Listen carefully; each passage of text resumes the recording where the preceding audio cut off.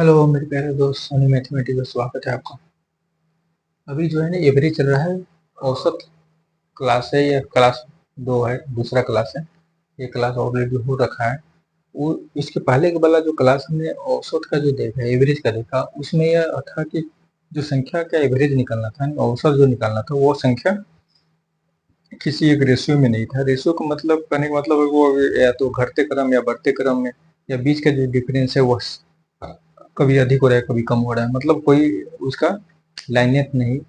ऐसे normal question का जो है सीधे दे दिया जाए, तो उस सभी की संख्या को जोड़कर औसत निकाला गया। वो पहले वाला क्लास में हुआ। और आज के क्लास में देखेंगे जब उसके बीच का अंतर समान हो, तो उसका शॉर्ट से शॉर्ट तरीका हम बताएंगे। बड़े बड़े क्वेश्चन का भी इजी में बना सकते हैं, ज़्यादा कहीं लिखने की जरूरी नहीं पड़ेगा। उसको हम दोनों बेस मेथड से देखेंगे, एक लॉन्ग मेथड से भी देखेंगे, शॉर्ट मेथड से भी देखेंगे। जैसे ये क्वेश्चन लेते हैं, 1 2 3 4 5 का औसत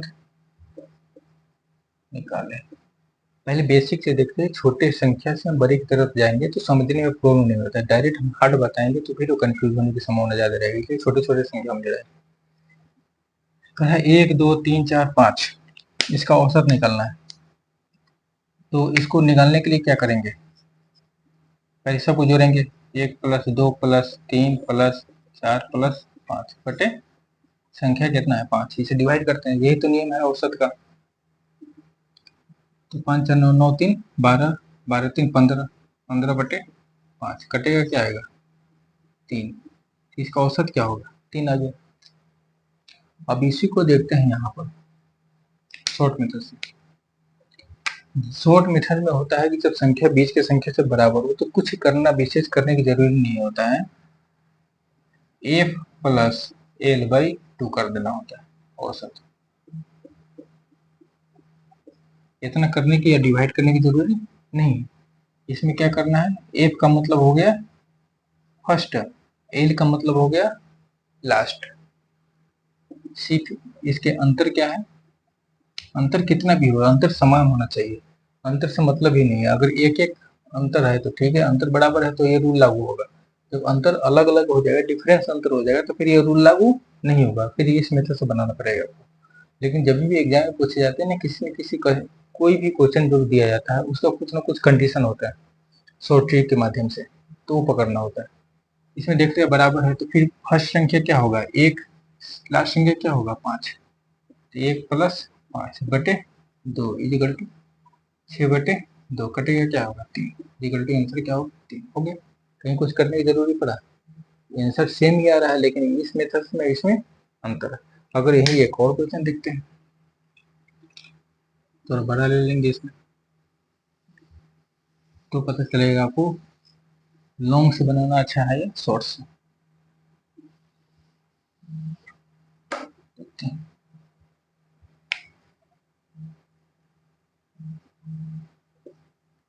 10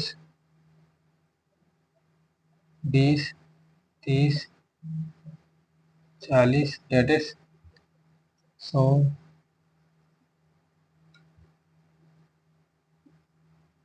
तक के संख्या का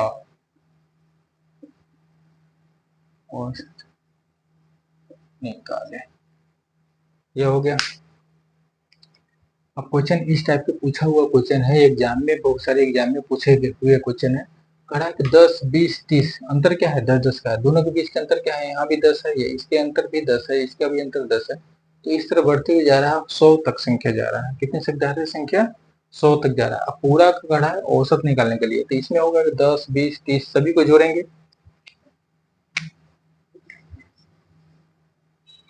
10 + 20 + 30 + 40 + 50 प्लस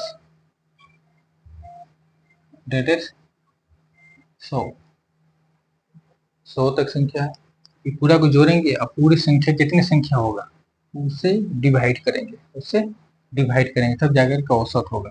10 से स्टार्ट हो रहा है 100 तक जा रहा है, तो 10 संख्या होगा, तो 10 भी शामिल है, लास्ट के 100 भी शामिल है, तो टोटल संख्या की जो टोटल जो संख्या होगा 11 हो जाएगा, 11 हो जाएगा। इसे डिवाइड करेंगे तो यह संख्या क्या बनेगा, इसका औसत निकलेगा।